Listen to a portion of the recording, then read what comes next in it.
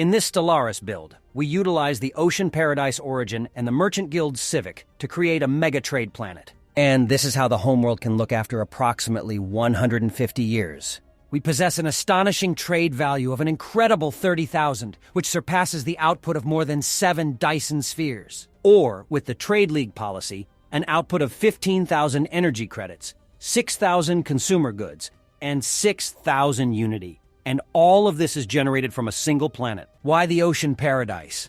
Because it provides us with a guaranteed homeworld of size 30, which we can expand up to 40 using various mechanics. This world serves as the foundation for our mega trade planet.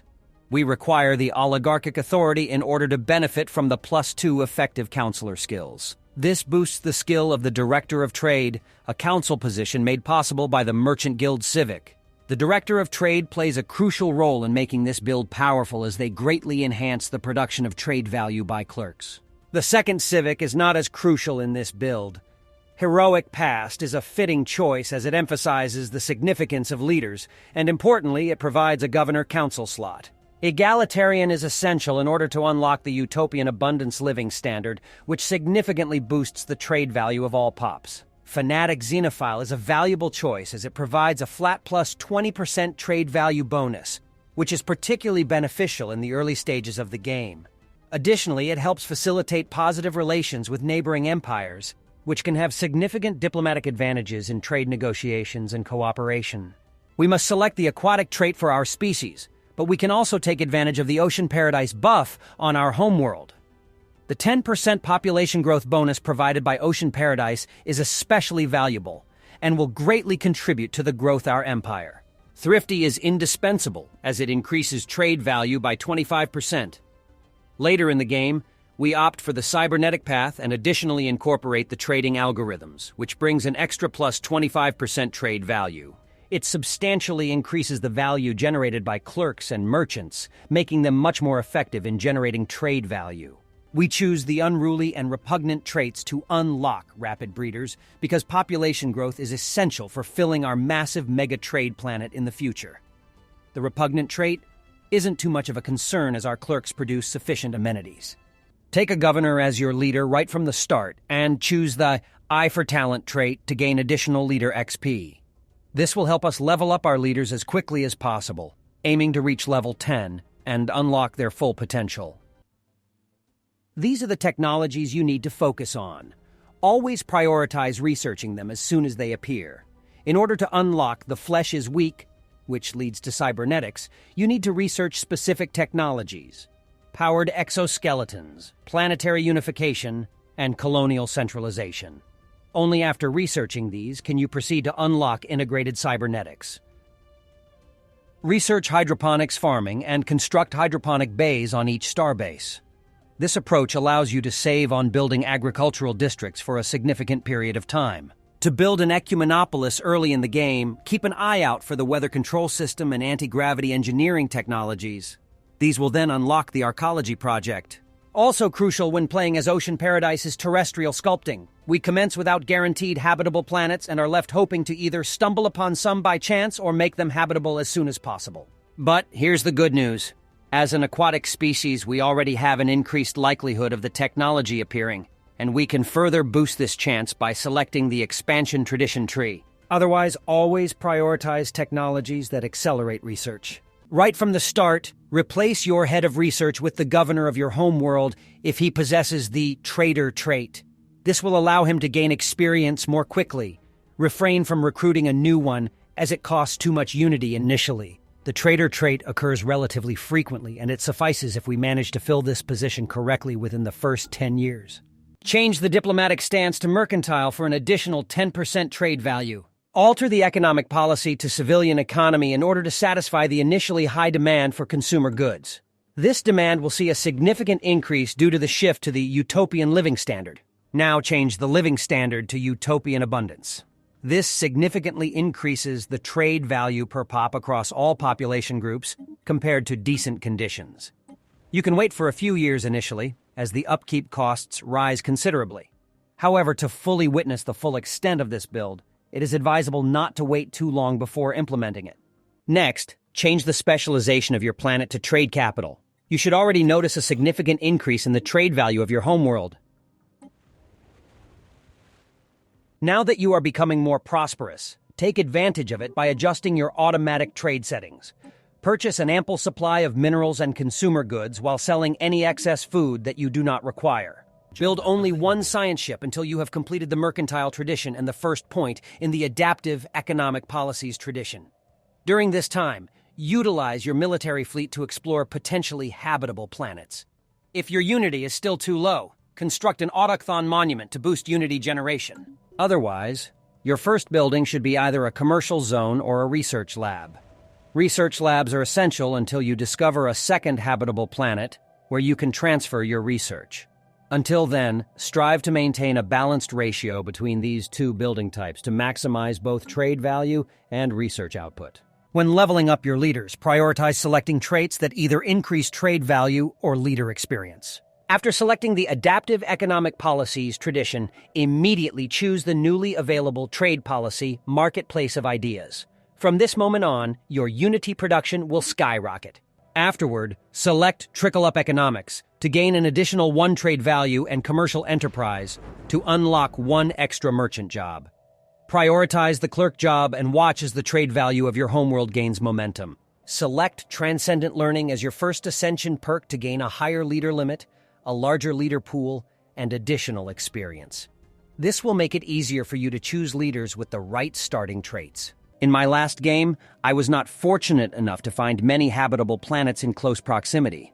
I only had 1 continental world with 55% habitability. The advantage in this situation is that while habitability does reduce resource output, it does not affect trade value.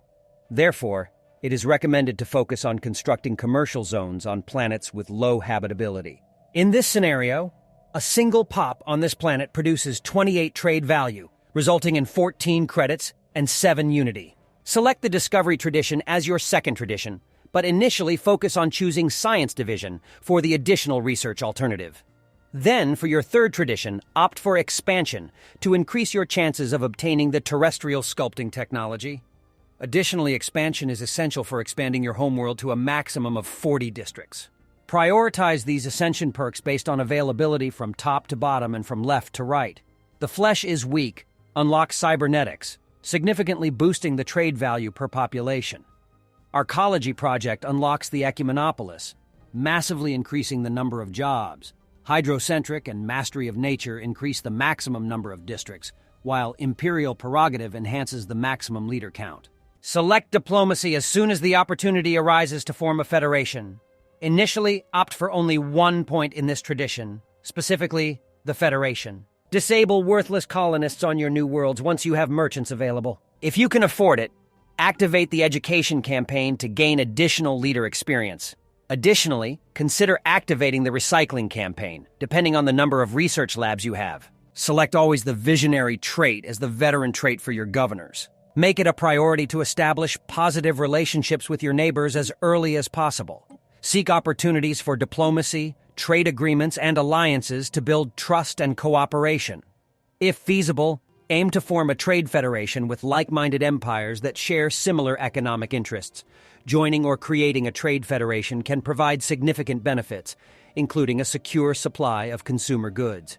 Once the Trade League policy is activated, you're producing 3 resources in 1: credits, unity, and consumer goods.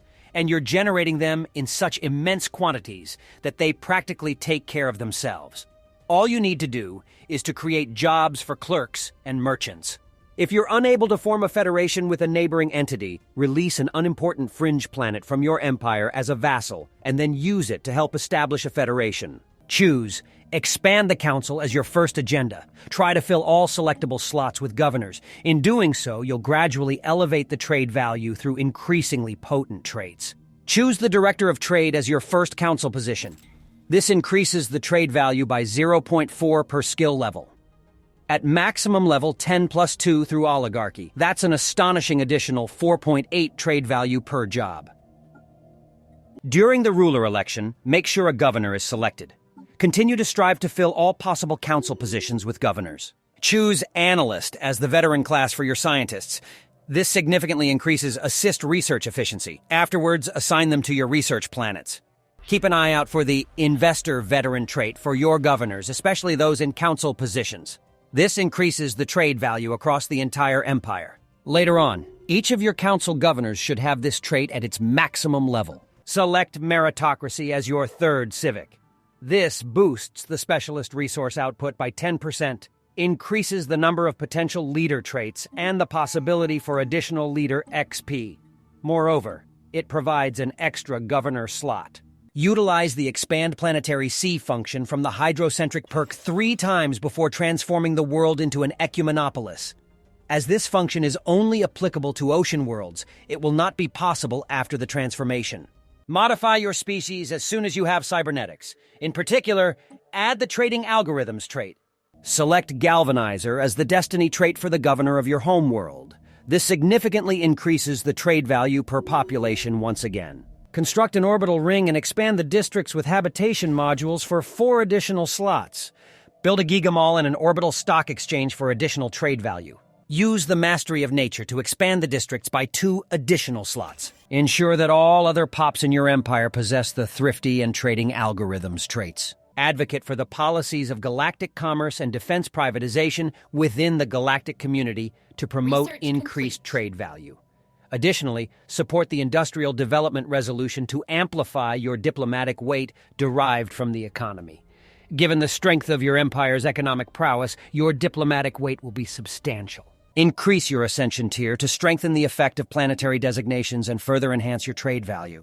With all the improvements and expansions, your trade value will continue to experience significant growth. However, due to the planet's immense size, there are numerous job vacancies that would require a substantial amount of time to fill through regular population growth or migration. Implement a large-scale resettlement program to transfer all available clerk and merchant jobs to your main planet. This strategic initiative will lead to a significant surge in trade value.